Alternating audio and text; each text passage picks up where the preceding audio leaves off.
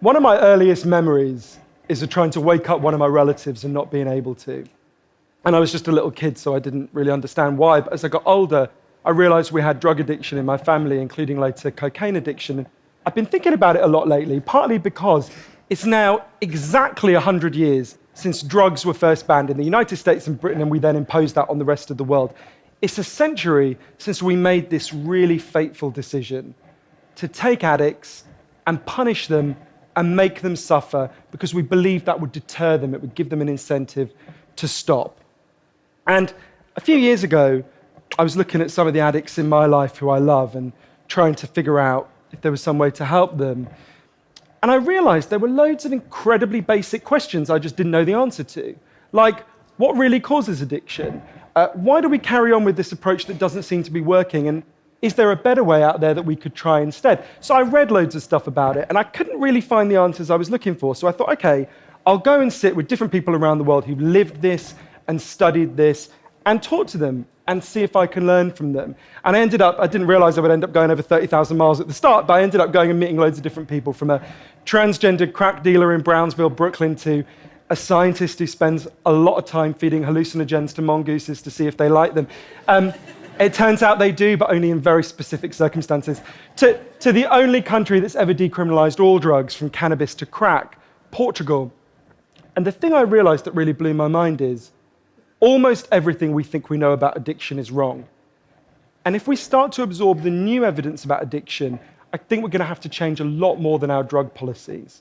But let's start with what we think we know, what I thought I know, right? Let's think about this middle row here, right? Imagine all of you for 20 days now went off and used heroin 3 times a day. Some of you look a little bit more enthusiastic than others at this prospect. Don't worry, it's just a thought experiment. Imagine you did that, right? What would happen? Now, we have a story about what would happen that we've been told for a century. We think because there are chemical hooks in heroin, as you took it for a while, your body would become dependent on those hooks, you'd start to physically need them, and at the end of those 20 days, you'd all be heroin addicts, right? That's what I thought. First thing that alerted me to the fact something not right with this story is when it was explained to me, if I step out of this TED Talk today and I get hit by a car and I break my hip, I'll be taken to hospital and I'll be given loads of diamorphine. Diamorphine is heroin. It's actually much better heroin than you're ever going to buy on the streets, because the stuff you buy from a drug dealer is contaminated, actually very little of it is heroin, whereas the stuff you get from the doctor is medically pure. And you'll be given it for quite a long period of time. There are loads of people in this room who may not realize that you've taken quite a lot of heroin, right? And anyone watching this anywhere in the world, this is happening. And if what we believe about addiction is right, those people are exposed to all those chemical hooks. What should happen? They should become addicts. This has been studied really carefully. It doesn't happen. You will have noticed if your grandmother had a hip replacement, she didn't come out as a junkie. And when I learned this, it just seemed so weird to me, so contrary to everything I'd been told, everything I thought I knew. I just thought it couldn't be right. Until I went and met a man called Bruce Alexander, who's a professor of psychology in Vancouver, who carried out an incredible experiment that I think really helps us to understand this issue. Professor Alexander explained to me, the idea of addiction we've all got in our heads, that story, comes partly from a series of experiments that were done earlier in the 20th century. They're really simple experiments. You can do them tonight when you go home if you feel a little bit sadistic. You get a rat and you put it in a cage, and you give it 2 water bottles. One is just water, and the other is water laced with either heroin or cocaine. If you do that, the rat will almost always prefer the drugged water and almost always kill itself quite quickly. So there you go, right? That's how we think it works. In the 70s, Professor Alexander comes along and he looks at this experiment and he noticed something. He said, we're putting the rat in an empty cage. It's got nothing to do except use these drugs. Let's try something a bit different. So Professor Alexander built a cage that he called Rat Park, which is basically heaven for rats, right? They've got loads of cheese, they've got loads of colored balls, they've got loads of tunnels. Crucially, they've got loads of friends, they can have loads of sex, and they've got both the water bottles, the normal water and the drugged water. But here's the fascinating thing. In Rat Park, they don't like the drugged water. They almost never use it. None of them ever use it compulsively. None of them ever overdose. You go from almost 100% overdose when they're isolated to 0% overdose when they have happy and connected lives. Now, when he first saw this, Professor Alexander thought, maybe this is just a thing about rats. They're quite different to us, maybe not as different as we'd like, but. But But fortunately, there was a human experiment into the exact same principle happening at the exact same time. It was called the Vietnam War. In Vietnam, 20% of all American troops were using loads of heroin. And if you look at the news reports from the time, they were really worried because they thought, my God, we're going to have hundreds of thousands of junkies on the streets of the United States when the war ends. It made total sense. Now, those soldiers who were using loads of heroin were followed home. The Archives of General Psychiatry did a really detailed study, and what happened to them? It turns out they didn't go to rehab. They didn't go into withdrawal. 95% of them just stopped. Now, if you believe the story about chemical hooks, that makes absolutely no sense. But Professor Alexander began to think there might be a different story about addiction. He said, what if addiction isn't about your chemical hooks? What if addiction is about your cage? What if addiction is an adaptation to your environment? Looking at this, there was another professor called Peter Cohen in the Netherlands who said, maybe we shouldn't even call it addiction. Maybe we should call it bonding. Human beings have a natural and innate need to bond. And when we're happy and healthy, we'll bond and connect with each other. But if you can't do that because you're traumatized or isolated or beaten down by life, you will bond with something that will give you some sense of relief. Now, that might be gambling, that might be pornography, that might be cocaine, that might be cannabis, but you will bond and connect with something because that's our nature. That's what we want as human beings. And I think, at first I found this quite a difficult thing to get my head around, but one way that helped me to think about it is, and I can see, I've got over by my seat there a bottle of water, right? I'm looking at lots of you, and lots of you have bottles of water with you, right? Forget drugs, forget the drug war. Totally legally, all of those bottles of water could be bottles of vodka, right? We could all be getting drunk, I might after this. But we're not, right? Now, because you've been able to afford the approximately £1 gazillion that it costs to get into a TED Talk, I'm guessing you guys could afford to be drinking vodka for the next 6 months. You wouldn't end up homeless. You're not going to do that. And the reason you're not going to do that is not because anyone's stopping you. It's because you've got bonds and connections that you want to be present for. You've got work you love. You've got people you love. You've got healthy relationships. And a core part of addiction, I came to think, and I believe the evidence suggests, is about not being able to bear to be present in your life. Now, this has really significant implications. The most obvious implications are for the war on drugs, right?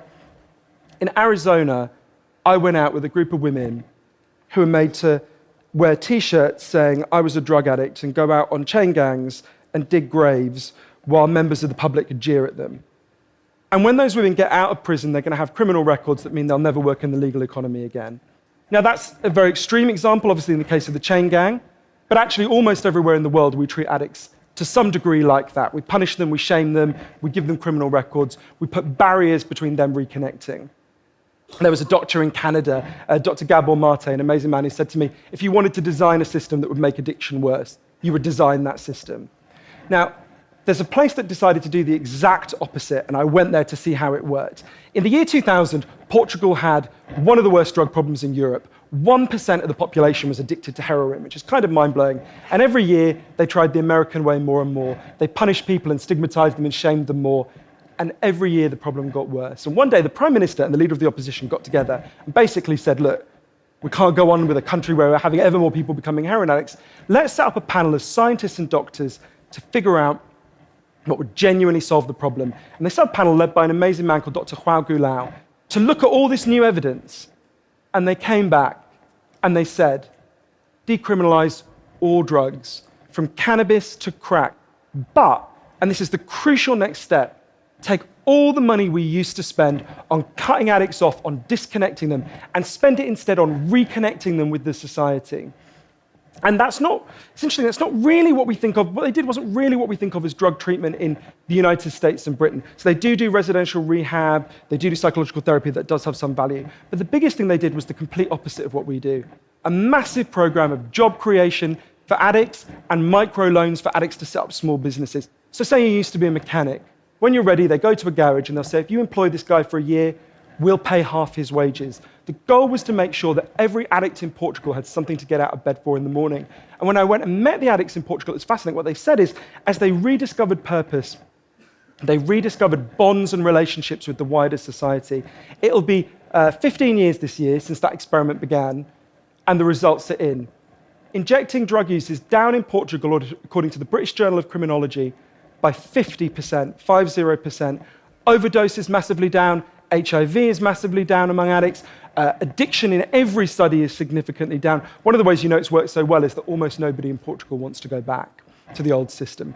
Now, that's the kind of political implications. I actually think there's a layer of implications to all this research below that. You know, we live in a culture where people feel really increasingly vulnerable to all sorts of addictions, whether it's to their smartphones or to shopping or to eating. You know, before these talks began, you guys know this, that we were told we weren't allowed to have our smartphones on. And I have to say, a lot of you looked an awful lot like addicts who were being told their dealer was going to be unavailable for the next couple of hours.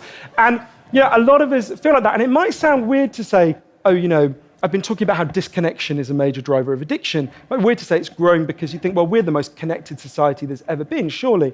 But I increasingly began to think that the connections we have, we think we have, are like a kind of parody of human connection. If you have a crisis in your life, you'll notice something. It won't be your Twitter followers who come to sit with you. It won't be your Facebook friends who help you turn it round. It'll be your flesh and blood friends who you have deep and nuanced and textured face-to-face relationships with. And I think there's a study I learned about from Bill McKibben, the environmental writer, I think tells us a lot about this. It looked at the number of close friends the average American believes they can call on in a crisis. That number has been declining steadily since the 1950s. The amount of floor space an individual has in their home has been steadily increasing. And I think that's like a metaphor for the choice we've made as a culture, right? We've traded floor space for friends, we've traded stuff for connections, and the result is that we are one of the loneliest societies there has ever been. And yet, Bruce Alexander, the guy who did the Rat Park experiment, says, we talk all the time in addiction about individual recovery, and it's right to talk about that, but we need to talk much more about social recovery. Something's gone wrong with us, not just as individuals, but as a group. And we've created a society where, for a lot of us, life looks a whole lot more like that isolated cage and a whole lot less like Rat Park.